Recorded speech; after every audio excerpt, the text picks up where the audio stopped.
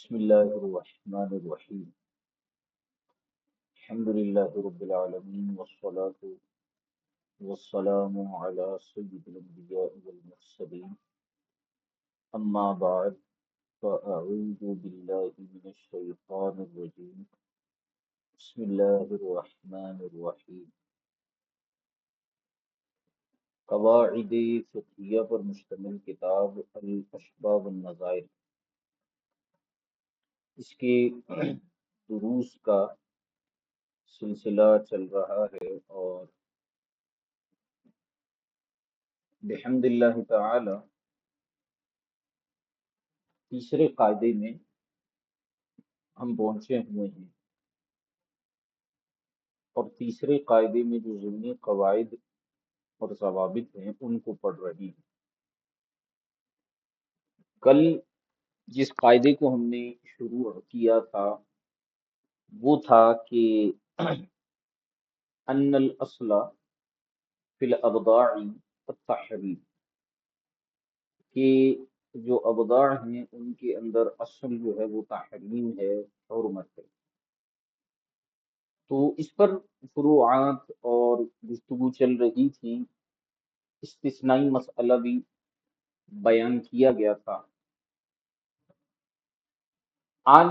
جو گفتگو ہو رہی ہے وہ اس عبارت سے شروع ہوگی کہ ثم اعلم ان هذه القاعدة انما هي فيما اذا كان في المرأة سبب محقق یا محقق للحرمة فلو كان في الحرمة شك لم يعتبر۔ اس قاعدے سے یوں کہہ سکتے ہیں آپ کی ایک استثنائی صورت علامہ ابن نجم مصری علیہ الرحمہ بیان کر رہے ہیں، یا پھر اس قاعدے کی ایک شرط بیان کرنا چاہ رہے ہیں۔ دونوں جملے آپ استعمال کر سکتے ہیں۔ علامہ ابن نجم مصری رحمۃ اللہ تعالی علیہ کے کہنے کا مقصد یہ ہے کہ یہ جو قاعدہ ہے کہ الاصل فی الابضاع التحریم، کے ابضاع میں جو اصل ہے وہ تحریم ہے، اس کے لیے ایک شرط ہے، اور وہ شرط یہ ہے کہ جب عورت میں جو سبب حرمت ہے وہ یقینی ہو، عورت میں جو سبب حرمت ہے وہ یقینی ہونا چاہیے۔ اگر سبب حرمت میں شک ہے تو پھر اس میں اصل جو ہے وہ تحریم نہیں۔ ٹھیک ہے، بات آ رہی سمجھ میں؟ اب یہ بات تو انہوں نے بیان فرما دی۔ اب اس قاعدے کی شرط آپ سمجھ لیں یا جو بھی سمجھیں کہ جو سبب حرمت ہے وہ ہونا چاہیے محقق یا یقینی۔ ٹھیک ہے، تو اس لیے فرمایا کہ ثم يعلم ان هذه القاعدة انما هي فيما اذا كان في المرأة سبب محقق للحرمة۔ یہ قاعدہ تو اس وقت لاگو ہوگا جب عورت میں ایک ایسا سبب پایا جائے جو محقق للحرمت ہو،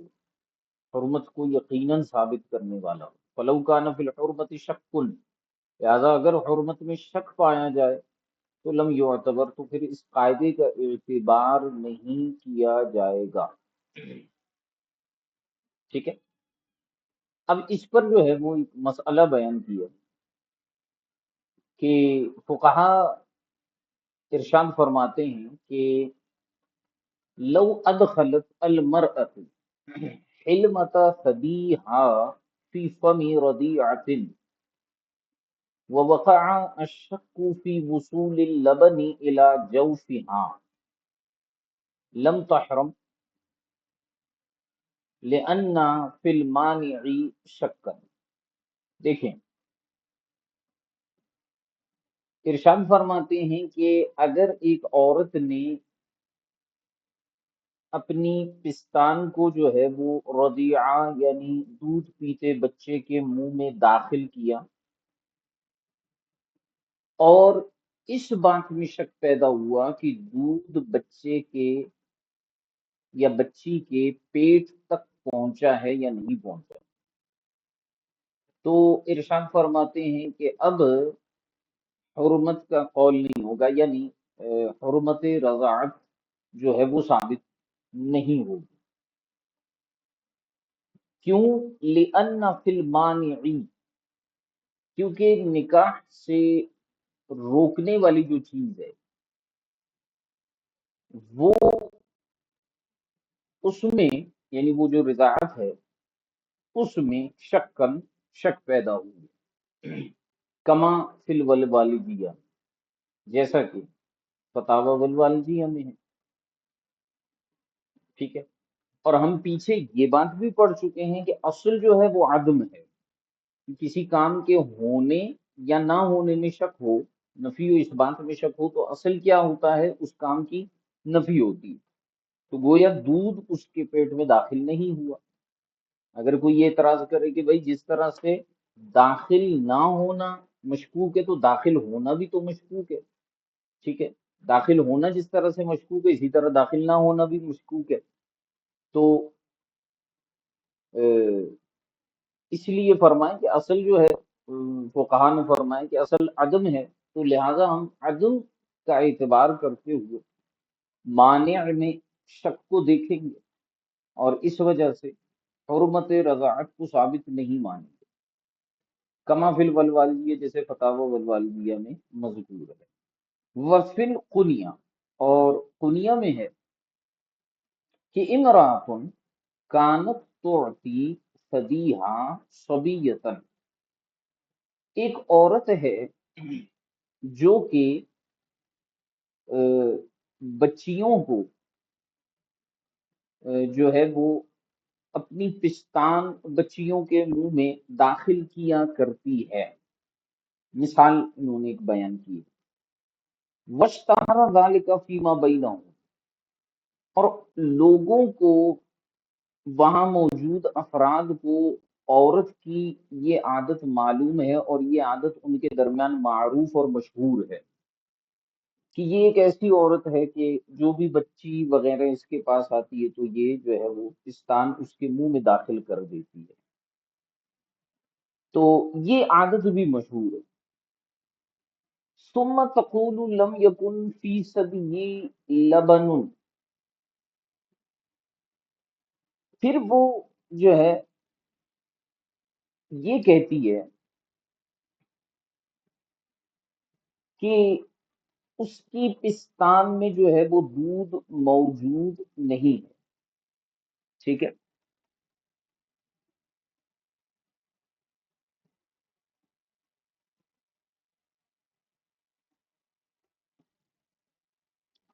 اچھا، دودھ موجود نہیں تھا، حین القمت، ہاں صدی، کہ جب اس بچی نے جو ہے وہ میرے پستان کو منہ میں داخل کیا، ٹھیک ہے، تو عورت کہتی ہے کہ جناب اس وقت تو دودھ موجود ہی نہیں تھا، ولم یعلم ذلك الا من جهتها، یا لم یعلم ذلك الا من جهتها، اب یہ ایک ایسی بات ہے، ایک ایسی چیز ہے کہ جو اسی جہت سے، یعنی اسی عورت کے ذریعے سے ہی معلوم ہو سکتی ہے، کسی اور کو تو معلوم ہو نہیں سکتی، کیونکہ رضاعت کا معاملہ یہی ہوتا ہے کہ اب یہ اس عورت کو خاص معلوم ہوگا کہ دودھ داخل ہوا ہے حلق میں یا نہیں ہوا۔ تو ارشاد فرماتے ہیں کہ جاز لابنها ان يتزوج بهذه الصبی، تو اس معاملے کا، اس مسئلے کا حکم یہ بنے گا کہ اس عورت کے بیٹے کے لیے جائز ہے کہ ان یتزوج بهذه الصبیۃ، کہ جس بچی کے بارے میں اس عورت نے یہ کہا تھا کہ جب میں نے اس کو دودھ دینے کی کوشش کی تھی تو اس وقت جو ہے دودھ ہی نہیں تھا، اور اس کے حلق سے دودھ گزرا ہی نہیں تھا، تو محض اسی کو معلوم ہے تو یہ ایک مشکوک صورت حال ہوگی، تو فرماتے ہیں کہ اس کے بیٹے کے لیے جائز ہے کہ وہ اس سے نکاح کر سکتا ہے۔ تو یہاں پہ جو سبب حرمت ہے وہ محقق نہیں ہے، ٹھیک ہے، متحقق نہیں ہوا بلکہ مشکوک ہو گیا۔ تو جب سبب حرمت مشکوک ہو جائے تو پھر یہ قاعدہ نہیں لگتا کہ ان الاصل فی الابضاع التحریم۔ ٹھیک ہو گئی یہاں تک بات؟ اس کے بعد ارشاد فرمائے وہ فی الخانی، فتاوی قاضی خان میں یہ بات مذکور ہے کہ صغیر و صغیرۃ، کہ ایک بچہ ہے چھوٹا اور ایک بچی ہے، بینہما شبہۃ الرضاع، ان کے درمیان رضاعت کا شبہ ہے، ٹھیک ہے، ولا یعلم ذالک حقیقتاً، اور اس کا حقیقی علم بھی کسی کے پاس نہیں ہے، یعنی کسی کو حقیقتاً معلوم نہیں ہے کہ یہ جو ہے وہ حرمت رضاعت ان کے درمیان ہے یا نہیں۔ یہ ایک مشکوک معاملہ ہے، مشتبہ ہو چکا ہے لوگوں پر۔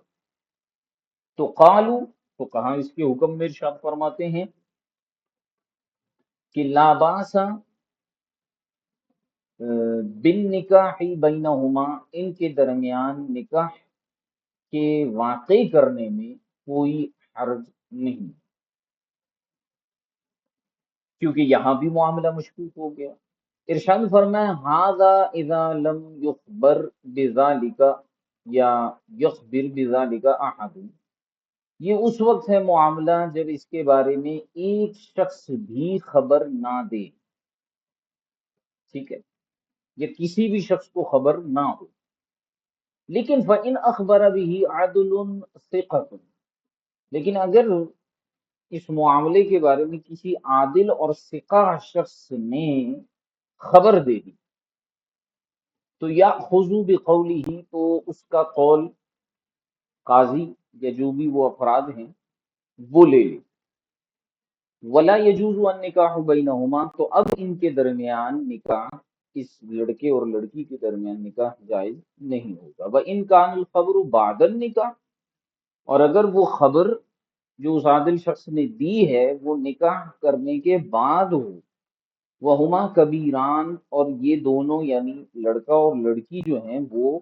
بڑے ہوں یعنی بالغ ہو چکے ہوں، فالاحوط ان یفارقها، تو سب سے بہتر یہ ہے کہ ان کے درمیان جو ہے وہ قاضی علیحدگی کر دے گا۔ ٹھیک ہو گیا؟ اچھا، اس کے بعد علامہ ابن نجم مصری علیہ الرحمہ ایک اور بحث لے کر آتے ہیں اور ارشاد فرماتے ہیں کہ ثم اعلم، پھر یہ بات بھی جان لو کہ ان الوضع،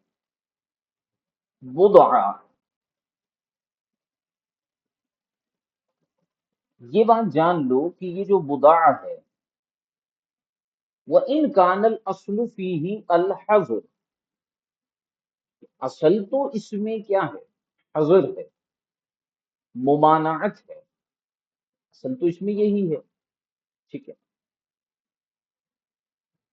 یقبل فی حلہ خبر الواحد،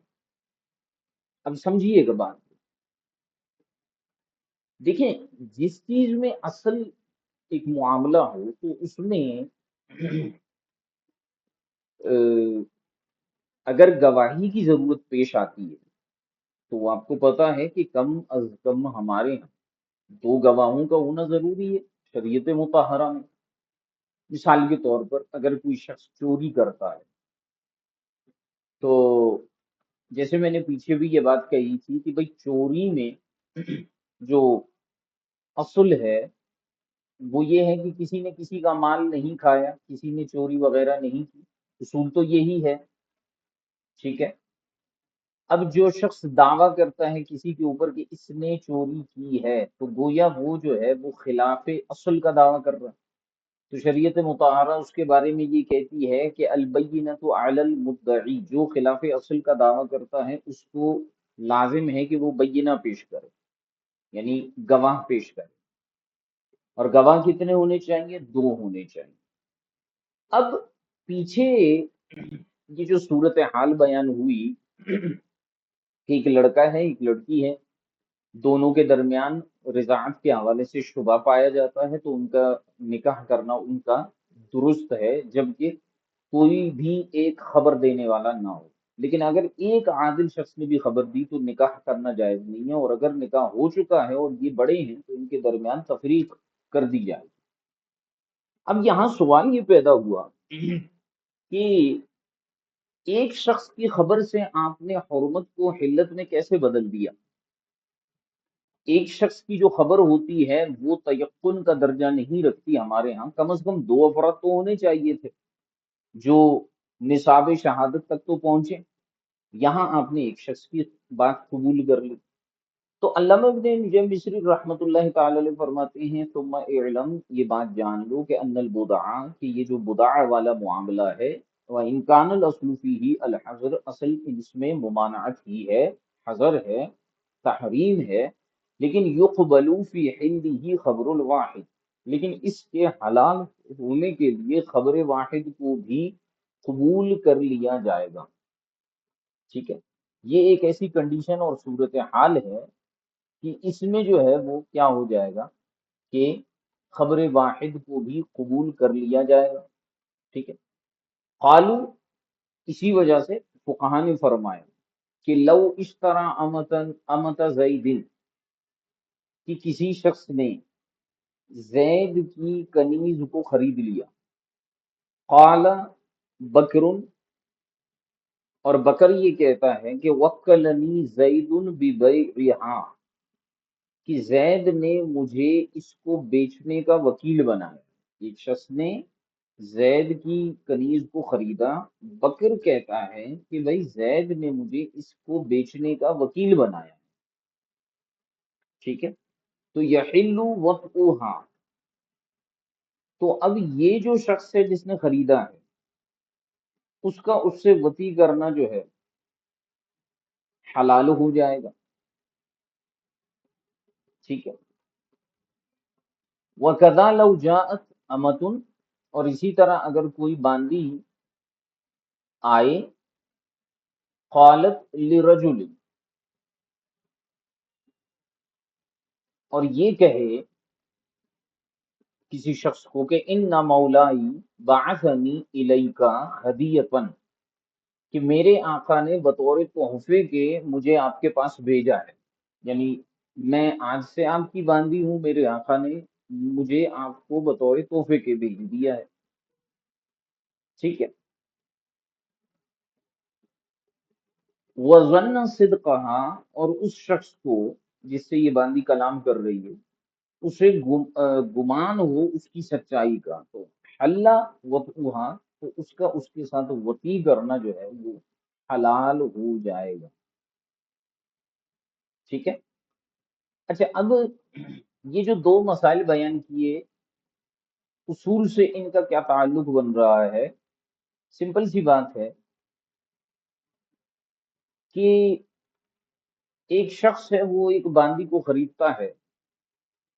اور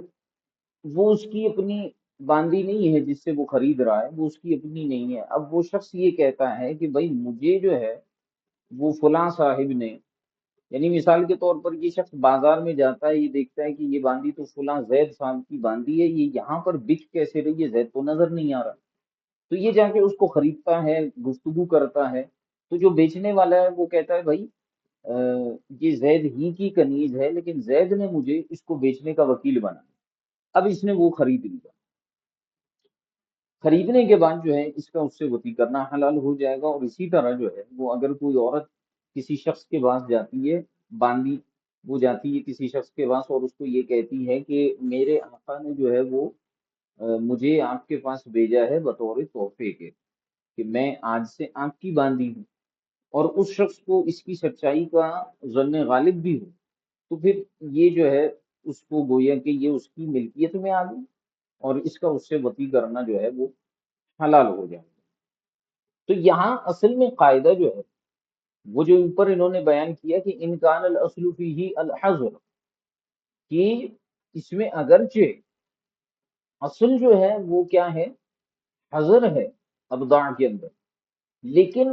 ایک شخص کی گواہی سے بھی اور ایک شخص کی خبر سے بھی، خبر واحد کے ذریعے بھی جو ہے یہ قابل قبول ہو جائے گی اس کی علت۔ تو یہاں جو بکر نے خبر دی کہ میں وکیل ہوں اس کو بیچنے کا، تو میں آپ کو بیچ رہا ہوں، اسی طرح وہ عورت خود کہتی ہے کہ مجھے بطور ہدیے کے بیچا گیا، تو پھر ایسی صورت میں جو ہے ان کی ان خبروں کو معتبر مانتے ہوئے ہم حلت کا حکم دے دیں گے۔ اس کے بعد ایک اور مسئلہ ارشاد فرماتے ہیں کہ ولم آرا،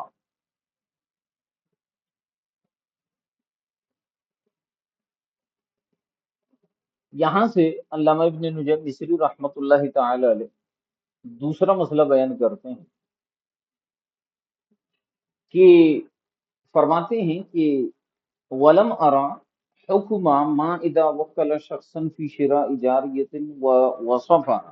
فاشترى الوکیل جاریۃ بالصفۃ ومات قبل ان یسلمها للموکل۔ یہ مسئلہ کیا ہے؟ مسئلہ یہ ہے کہ اگر مثال کے طور پر کسی شخص نے کسی کو وکیل بنایا باندی خریدنے کا، کنیز خریدنے کا وکیل بنائے کہ بھائی جاؤ بازار سے میرے لیے ایک کنیز خرید کر لے آؤ، وہ وصفہ، اور اس نے اس کی صفات اور اس کے اوصاف بھی بتائے، بھائی اتنی عمر ہونی چاہیے، اس نسل سے اس کا تعلق ہونا چاہیے، ایسی شکل ہونی چاہیے، یہ کام کر سکتی ہو، یہ سارے اوصاف اس نے بیان کر دیے۔ فشترا الوکیل جاریتن بالصفہ، وکیل نے کیا کیا کہ اس نے اسی صفت پر جا کر اس کنیز کو خرید لیا، ٹھیک ہے۔ اب ہوا یوں کہ اپنے موکل کو حوالہ کرنے سے پہلے پہلے اس وکیل کا انتقال ہو گیا، ٹھیک ہے، وما کا قبل ان یسلمها للموکل۔ تو اب ایسی صورتحال میں جو ہے ارشاد فرماتے ہیں کہ اس نے وکیل موکل کے سپرد تو وکیل نے کیا ہی نہیں تھا، اگرچہ شرح تو ہو چکی ہے، تو اب کیا یہ جو آقا ہوگا، موکل جو ہوگا، کیا اس کے لیے اس باندی کے ساتھ وطی کرنا جو ہے وہ حلال ہوگا یا نہیں ہوگا؟ ارشاد فرماتے ہیں فمقتضى القاعدتی، قاعدہ اس بات کا تقاضا کر رہا ہے کہ حرمتها علی المؤکل، کہ وہ باندی موکل پر جو ہے وہ حرام ہو، یعنی وہ اس سے وطی نہیں کر سکتا۔ کیوں بھائی نہیں کر سکتا؟ لاحتمال انہ اشتراها لنفسه، کیونکہ اس بات کا احتمال ہے، ہو سکتا ہے اس نے وہ باندی اپنے لیے خریدی ہو سکتا ہے وہ اس نے اپنے لیے خریدی ہو بھائی، ٹھیک ہے، کیونکہ فرماتے ہیں لأن الوکیل بالشراء غیر المعین له ان یشتریہ لنفسه، وجہ یہ ہے کہ وہ وکیل جو غیر معین چیز کو خریدنے کا وکیل بنایا جاتا ہے، تو اس کو یہ اختیار ہوتا ہے کہ وہ چیز وہ اپنے لیے بھی خرید سکتا ہے۔ مثال کے طور پر میں کسی شخص کو کہتا ہوں کہ بھائی آپ بازار جائیں اور 256 GB روم اور 8 GB ریم کا ایک موبائل جو ہے وہ خرید کر لے آئیں، اس کا کیمرہ ایسا ہونا چاہیے، وہ ایسی چیز ہونی چاہیے۔ اب یہ میں نے کسی کو وکیل بشرا بنایا، یہ جو میں نے صفات بیان کی ہیں یہ تعیین کی صفات نہیں، ٹھیک ہے، یہ ان سے وہ چیز متعین نہیں ہو جاتی، کیونکہ اس طرح کی تو سینکڑوں ہزاروں چیزیں مارکیٹ میں ہیں جو صفات میں بیان کر رہا ہوں۔ تو اب میں نے جو اس کو وکیل بنایا ہے تو اس کا مطلب ہرگز یہ نہیں ہے کہ یہ جا کر جو بھی خریدے گا وہ میرے ہی لیے ہوگا، ہو سکتا ہے وہ اپنے لیے بھی خرید لے۔ تو یہی صورتحال کنیز کی ہے کہ وہ جو صفات بیان کی گئی ہیں، تو یہاں ایک مسئلہ میں آپ کو سمجھاؤں، اگرچہ یہ کنیزوں کا مسئلہ کئی دنوں سے چل رہا ہے، لیکن یہ جو اصول ہم نے بیان کیا نا، لأن الوکیل بشراء غیر المعین له ان یشتری له لنفسه، لہو جو ہے اس کا تعلق آگے سے کہ اس کو اس کے لیے یہ حکم ہے کہ وہ اپنے لیے بھی خرید سکتا ہے. تو اب اس شخص نے جو ہے وہ کنیز اسی صفت پر خرید لی. تو ہو سکتا ہے اس نے اپنے لیے خریدا ہو، آقا نے اسے کہا تھا بھائی 1 ہفتے بعد مجھے لا کر دینا، 1 ہفتے کا ٹائم ہے تمہارے پاس، اس طرح کی کنیز خرید کے لے آؤ. یہ چلا گیا اور اس کو پہلے دن ہی مل گئی، تو اس نے اپنے لیے خرید لیا. ٹھیک ہے. اور اس نے کہا کہ 1 ہفتے تک میں اپنی خدمت کرواؤں گا اس سے، 1 ہفتے کے بعد جو ہے وہ آقا کی بارگاہ میں پیش کر دوں گا کہ جناب یہ آپ کنیز لے لیجیے، یعنی آقا کو آگے یہ خود بے کر دے گا. تو ہو سکتا ہے اس نے اپنے لیے خریدا ہو لیکن مر گیا. اس لیے احتمال پایا جا رہا ہے اور شک پایا جا رہا ہے. اس وجہ سے یہاں پر کیا ہوگا کہ علامہ ابن نجیم فرماتے ہیں میں نے صراحتاً تو نہیں پڑھا لیکن جو قاعدے کے کا تقاضا ہے، یہ جو ہم نے قاعدہ بیان کیا کہ الوکیل بشراء غیر المعین لہو ان یشتریہ لنفسہ، تو اس قاعدے کے اعتبار سے یہی بات سمجھ میں آتی ہے کہ اس پر اس کا استعمال جو ہے وہ یا اس کے ساتھ وطی کرنا جو ہے وہ درست نہیں ہے. اب اس کو آپ دور حاضر کے مسائل میں سے کسی بھی مسئلے پر لا سکتے ہیں کہ مثال کے طور پر کسی نے جو ہے وہ اپنے کسی غلام کو، کسی نوکر کو کوئی چیز خریدنے کا جو ہے وہ وکیل بنایا، جیسے میں نے موبائل کی مثال دی. اب وہ شخص جو ہے وہ جا کر وہ موبائل خرید تو لیتا ہے لیکن جو ہے وہ اس کو آقا کی سپرد کرنے سے پہلے ہی مر جاتا ہے. تو اب آقا کے اوپر فی الفور اس کو استعمال کرنا جائز درست نہیں ہوگا. ہو سکتا ہے کہ اس نے مالک کے لیے خریدا ہی نہیں تھا، وہ تو اپنے لیے خریدا ہو اس نے. تو اس لیے جو ہے ہاں اگر ایسے قرائن، ایسے دلائل جو ہیں وہ سمجھ میں آتے ہیں، نظر آتے ہیں، تو پھر ایسی صورت میں ہم کہیں گے کہ یہ آقا کی چیز ہے، مالک کی چیز ہے. مثال کے طور پر ایک کروڑ پتی آدمی ہے، وہ اس کے پاس ایک شخص کام کرتا ہے جس کی ٹوٹل سیلری جو ہے وہ 15 سے 20 ہزار روپے ہے، اور اس کے پاس ذاتی رقم جو ہے وہ 20 سے 30 ہزار روپے سے زیادہ ذاتی رقم نہیں ہے. اب اس کو اس کا مالک کہتا ہے کہ بھائی یہ 5 لاکھ روپے لو اور جا کر مارکیٹ سے جو ہے وہ آئی فون خرید کے لے آؤ جو نیا ماڈل آیا ہے.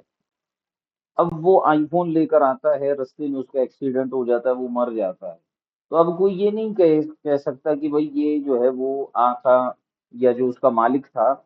وہ استعمال نہیں کر سکتا، کیونکہ انڈرسٹوڈ بات ہے اس کے پاس ذاتی رقم اتنی نہیں تھی. ٹھیک ہے.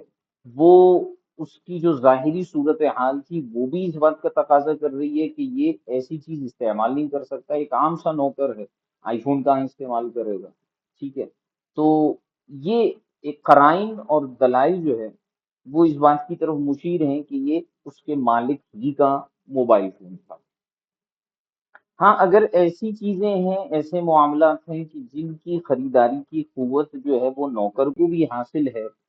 اس کے پاس بھی اتنی استطاعت ہے،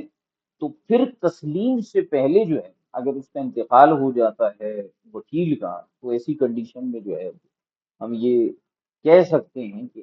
کچھ معاملات آگے پیچھے ہیں. تو غیر معین اور معین اور کچھ قرائن اور دلائل کو دیکھنا پڑے گا. تو یہ قاعدہ محض اس لیے نہیں پڑھایا جا رہا کہ کئی دنوں سے جو قواعد چل رہے ہیں غلام اور جاریہ والے، اس لیے محض نہیں ہے کہ جو ہے وہ عبارتیں اور ترجمہ ہو رہا ہے، بلکہ ان میں سے کئی چیزیں ہیں جو ہم دور حاضر میں جو مسائل پیش آتے ہیں ان کی بنیاد پر ہم دیکھ سکتے ہیں. ٹھیک ہو گیا. اچھا. فرمایا فمقتضى القاعدتی، لہذا قاعدے کا تقاضا تو یہ ہے کہ حرمتها علی الموکل، کہ یہ موکل پر حرام ہونی چاہیے، لاحتمال انہ اشتراها لنفسه، کیونکہ اس بات کا احتمال موجود ہے کہ وکیل نے اپنے لیے خرید لیا ہو. لأن الوکیل بشراء غیر المعین، کیونکہ وہ وکیل جو غیر معین چیز کو خریدنے کا وکیل ہوتا ہے، لہو ان یشتریہ لنفسہ، اسے اس بات کا اختیار ہوتا ہے کہ وہ اپنے لیے بھی اس کو کوئی چیز خرید سکتا ہے. ٹھیک ہے. وَإِنْ كَانَ شِرَاءُ الْوَكِيلِ الْجَارِيَةِ بِالصِّفَاتِ الْمُعَيَّنَةِ ظَاهِرًا فِي الْحِلِّ وَلَكِنْ الْأَصْلُ التَّحْرِيمُ. دوسری بات یہ ہے کہ اگرچہ وکیل کا معین صفات کی باندی اور کنیز خریدنا یہ حلت کے معاملے میں بالکل ظاہر ہے، لیکن اصل تو تحریم ہی ہے، اصل تو وہی بات ہے، وہی مسئلہ ہے کہ وہ بعین ہی انہی صفات کی ایک باندی لے کر آیا ہے وکیل، تو ظاہراً تو یہی پتہ چل رہا ہے کہ یہ آقا کے لیے حلال ہونا چاہیے کیونکہ آقا یہ صفات بتا چکا تھا، لیکن کہتے ہیں اصل تو تحریم ہے اور ہمارے پاس کوئی ایسی دلیل موجود نہیں ہے کہ اس نے شراء اپنے آقا کے لیے کیا ہے، ہو سکتا ہے اس نے اپنے لیے کیا ہو، یہ احتمال موجود ہے۔ تو فرماتے ہیں ینبغی الرجوع الی قول الوارث لانہ خلیفہ، تو اب ایسی صورت میں ہم کریں گے کیا؟ وکیل کا ہو گیا انتقال اور جو آقا ہے اس کے لیے اس سے وطی کرنا جو ہے وہ حلال نہیں ہے، تو پھر اس کنیز کا کیا کیا جائے گا، کیا معاملہ ہوگا، حل کیا نکالیں گے؟ تو فرماتے ہیں کہ اس میں مناسب یہ ہوگا الرجوع الی قول الوارث، یہ سارے قیاس جو ہے علامہ ابن نجم مصری کے چل رہے ہیں اور دلائل کی روشنی میں آپ اس مسئلے کا حل نکال رہے ہیں، تو اس لیے ینبغی کا لفظ استعمال کیا ہے۔ ینبغی سے کوئی یہ نہ سمجھے کہ بہتر یہ ہے کہ یوں کیا جائے۔ علامہ ابن نجم مصری رحمۃ اللہ تعالی علیہ چونکہ صراحتاً آپ فرماتے ہیں میں نے اس کا حکم نہیں پڑھا، قواعد کی روشنی میں بتا رہے ہیں کہ بہتر یہ ہے کہ رجوع کیا جائے وارث کے قول کی طرف، کہ وارث سے جو ہے وہ پوچھا جائے اور اس سے اس حوالے سے جو ہے وہ معاملے کو طے کیا جائے۔ وجہ یہ ہے لأنہ خلیفۃ، کیونکہ وارث ہی اس آقا کا جو ہے وہ خلیفہ ہے، وَلَهُ نَظَائِرُ فِی الْفِقْہ، اور فرماتے ہیں کہ فقہ حنفی میں اس کی کئی نظیریں ہمیں جو ہیں وہ نظر آتی ہیں۔ ٹھیک ہے،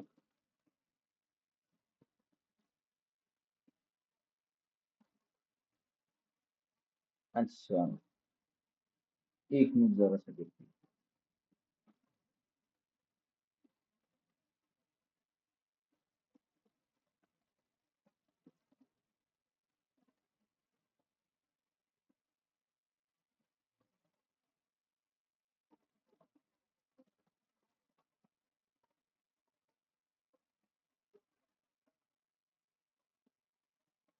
اچھا جیسے ایک پیچھے مسئلہ بھی گزرا تھا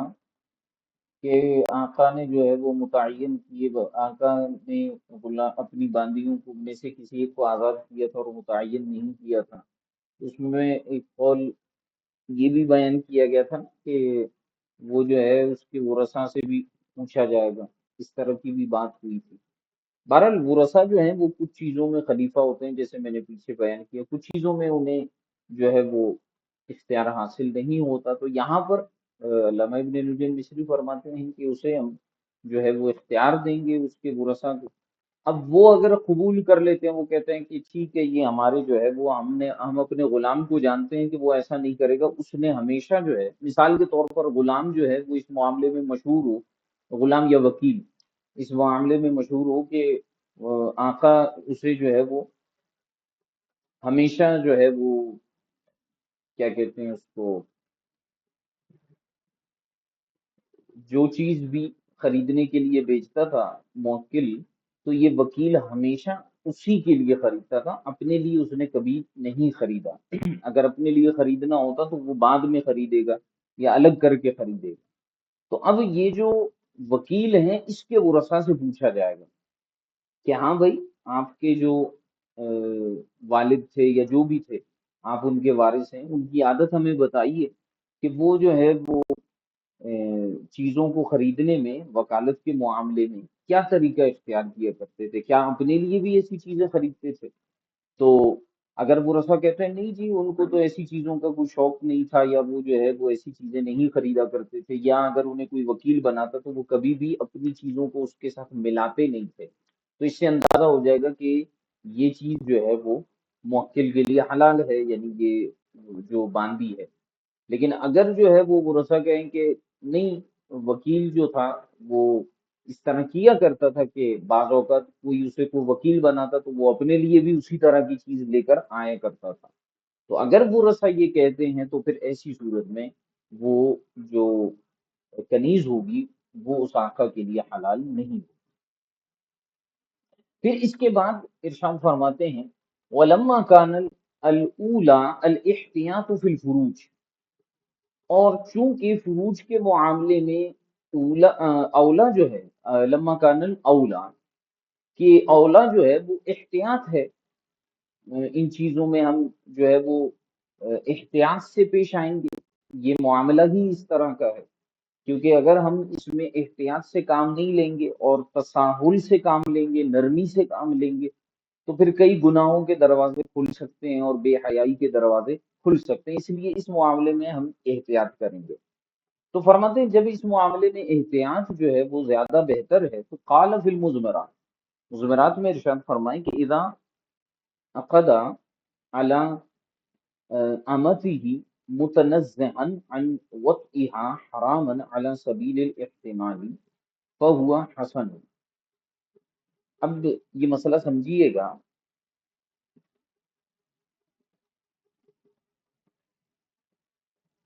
کہ اگر کوئی شخص اپنی لونڈی سے عقد کر لے، نکاح کر لے، اذا عقد علی امته، کہ اگر کوئی شخص جو ہے وہ اپنی لونڈی سے کیا کر لے، نکاح کر لے، عقد نکاح کر لے، متنزعا عن وطئها حراما علی سبیل الاحتمال، کہ اسے کسی طرح کا کوئی احتمال پیدا ہو گیا تھا، جیسے مثال کے طور پر یہی والی کنڈیشن لے لے جو اوپر بیان ہوا ہے کہ وکیل کا انتقال ہو گیا، اب موکل جو ہے وہ پریشان ہو گیا، حالانکہ اس کے ورثاء نے بھی بتا دیا وکیل کے کہ نہیں بھائی ہمارے جو وکیل صاحب تھے وہ جو ہے نا چیزیں اکثر اپنے موکل کے لیے ہی خریدا کرتے تھے، لیکن پھر بھی آقا کو جو ہے وہ ایک طرح کا اعتماد رہ گیا،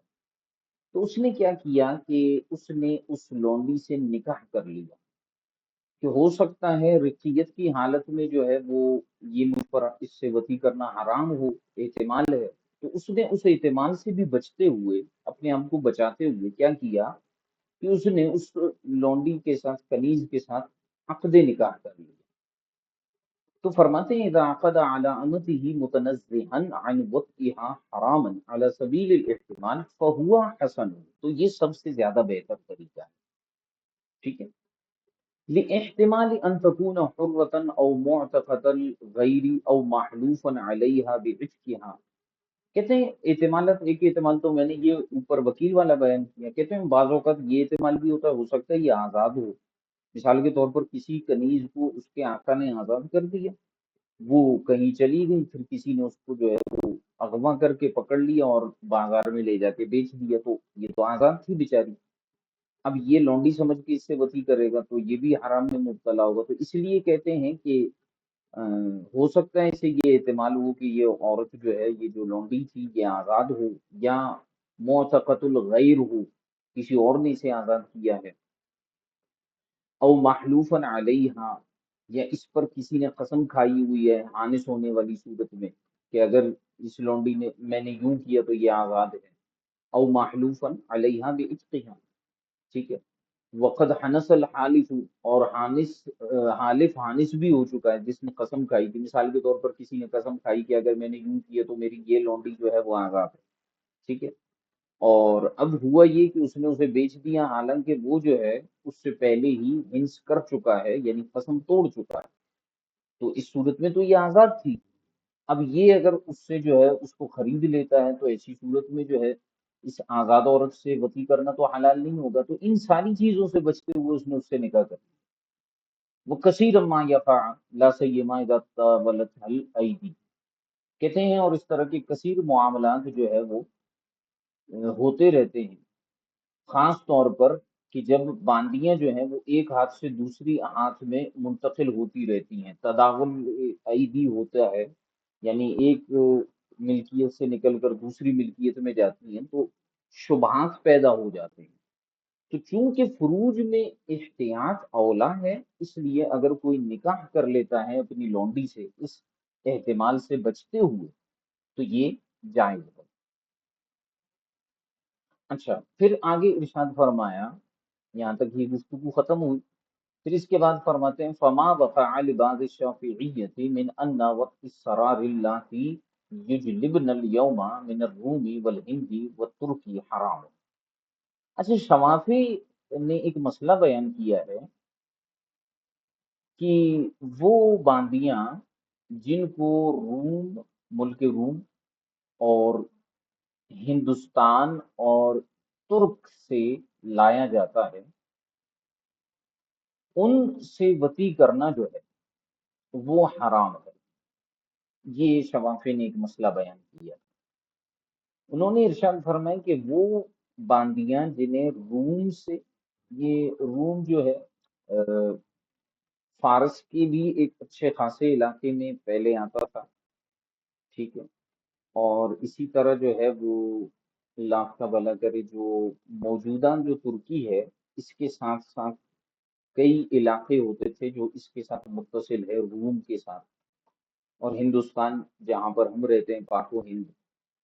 तो यहाँ से फरमाते हैं कि जो लौंडियां लाई जाती हैं, शवाफे फरमाते हैं उनसे वती करना हराम है। इल्ला अन यंतसिबा फिल मगानिमी मिन जिहतिल इमामी। हाँ, अगर इन लौंडियों को माले गनीमत में रखा जाए इमाम की तरफ से, हाकिम वक्त की तरफ से। इल्ला अन युंतसबा फिल मगानिमी मिन जिहतिल इमामी मन यहसुलु किस्मतहा। ऐसे शख्स को इमाम की तरफ से मुकर्रर किया जाए माल गनीमत में, जो इनकी तकसीम सही अंदाज में कर सकता है, ठीक है। फ़यक़्सिमुहा मिन गैरि हैफ़िन वला ज़ुल्मिन। और वो उनको तकसीम कर देता है बगैर हैफ़ और बगैर, यानी बगैर जो है वो अफसोस के और बगैर जो है वो जुल्म के उनको तकसीम कर देता है। औ तहसल क़िस्मतुन मिन मुहकमिन। या जो है किसी अ, हकम की तरफ से, यानी बीच में जो फैसला करने वाला होता है उसकी तरफ से तकसीम कर दिया जाए, ठीक है। औ युतज़व्वज बअदल इत्की। या फिर जो है इनके साथ इत्क के बाद निकाह कर लिया जाए बिइज़्निल क़ाज़ी, क़ाज़ी के हुक्म से, अविल मुअतिक़ या मुअतिक़ आज़ाद करने वाले के हुक्म से। तो फिर ऐसी सूरत में इनसे वती करना जो है वो जायज़। और फरमाया शवाफी ने कि वल इहतियातु इज्तिनाबुहुन्ना ममलूकातिन व हराइर। और फरमाते हैं कि इन औरतों से इज्तिनाब करना जो है वो ज्यादा मोहतात है, चाहे ये ममलूक हो या आजाद हो, ठीक है। इरशाद फरमाते हैं कि ये जो शवाफे ने ये बात की कि तुर्क की, हिंदुस्तान की और रूम की जो कनीजें लाई जाती हैं इनसे वती करना हराम है। अच्छा, अब ये मसला क्यों पेश आया, ठीक है, इस बारे में जो है वो क्या मामला है।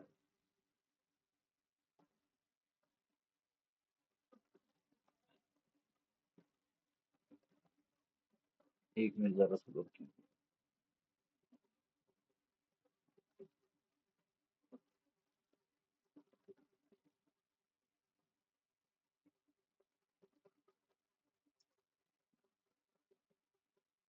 असल में जो शवाफे हैं वो इस मामले में जो है वो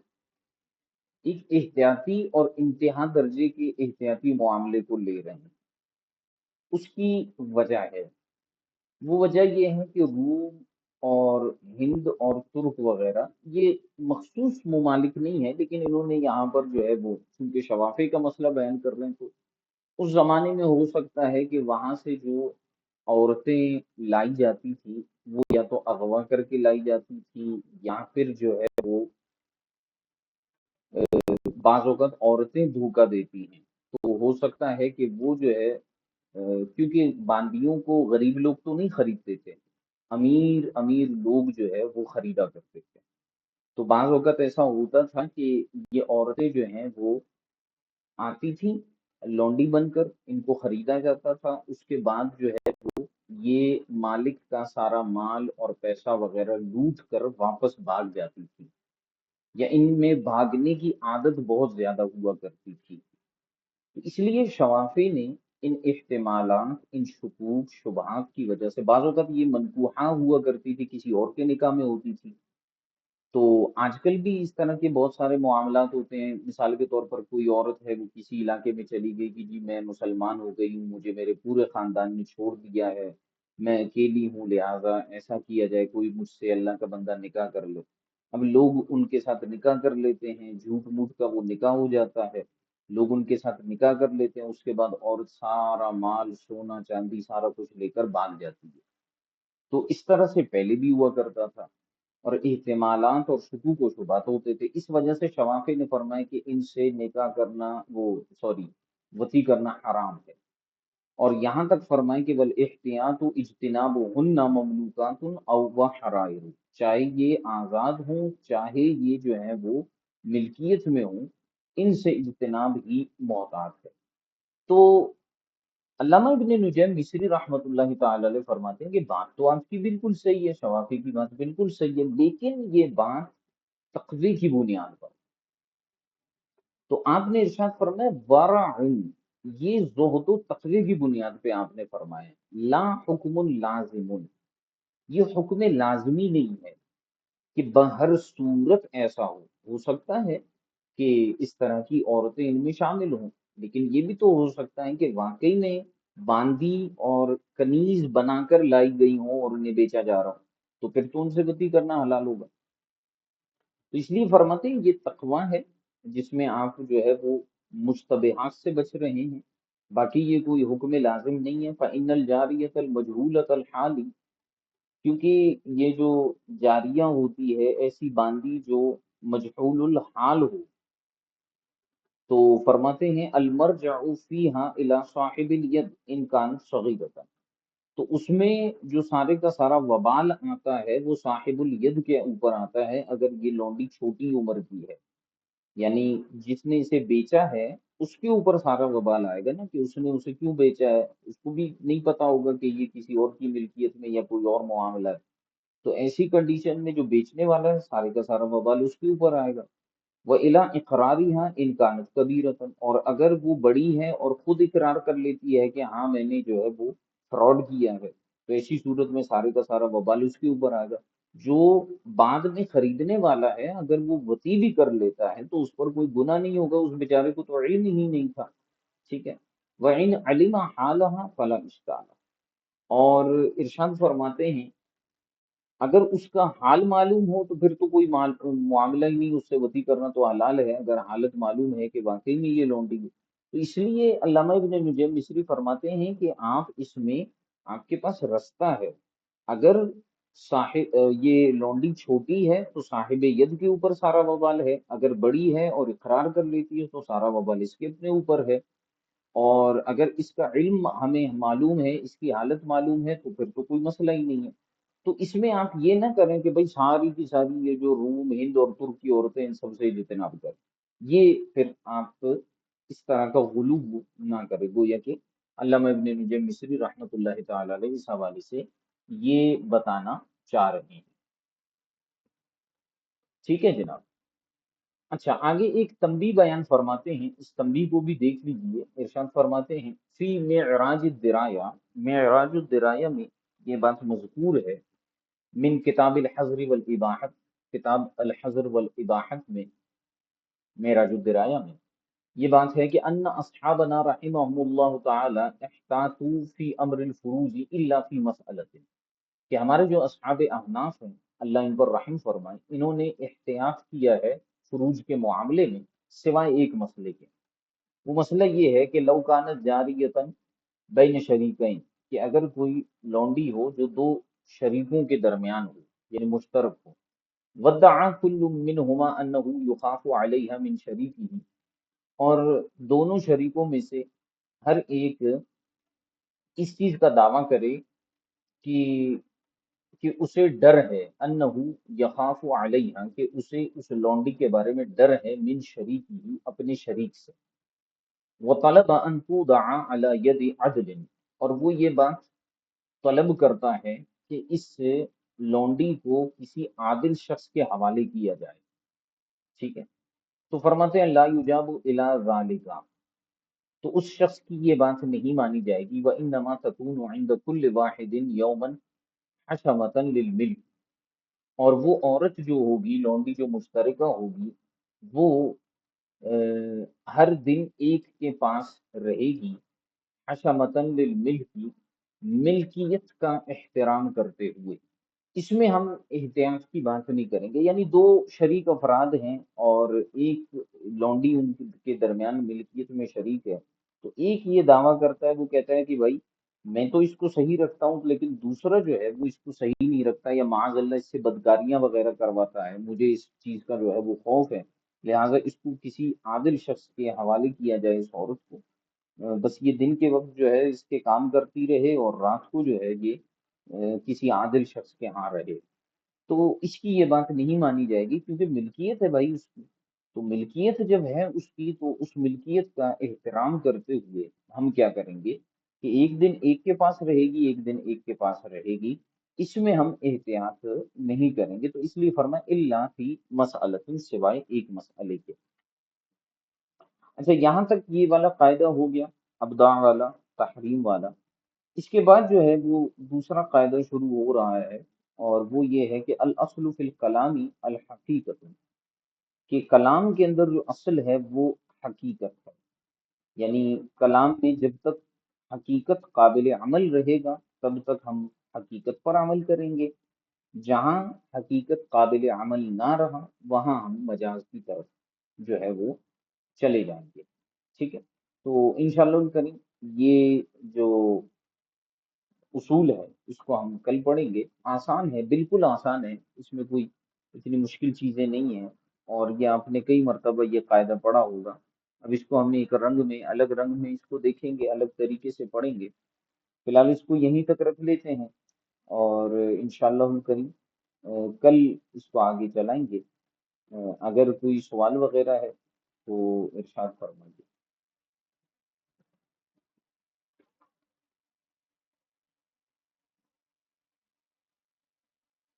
جی جناب، کوئی سوال وغیرہ ہے تو ارشاد فرمائیے۔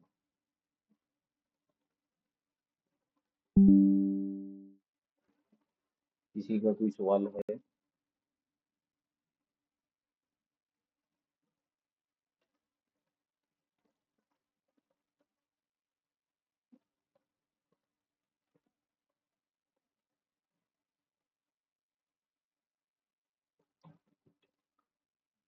کسی کا کوئی سوال وغیرہ ہے؟